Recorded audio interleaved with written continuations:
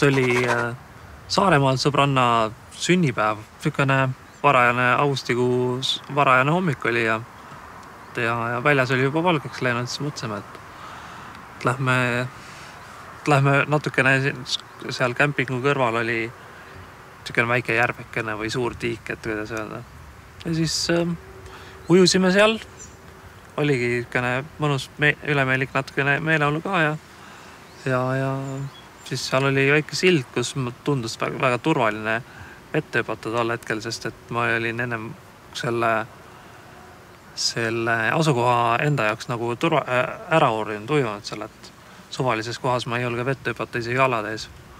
Ja siis järelikult oli väike valearvestus. Ma täpselt hetke ei oska kirjeldada, sest seda ma ei mäleta. Vetthüppes toimus 7. kaelalüli killustumine, murd ja 6. mõra. Ja pärast vette hüpet ma enam ei liigutanud ise. Ma olin lapsest pealt ujumistrennis käinud ja võistlussporti ujumist teinud. Et vesi oli minu jaoks väga mugav koht, ütleme nii.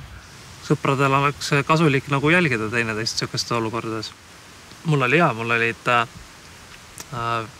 vend ja paar sõpra, kes seal olid, me kõik olime ujumist poolelu teinud. Ja nad teadsid kohe, kui midagi on valesti ja nad teadsid, kuidas tegutseda ja reageerida. Et 2 võtsid õlgadest, 1 võttis peast, eks ju.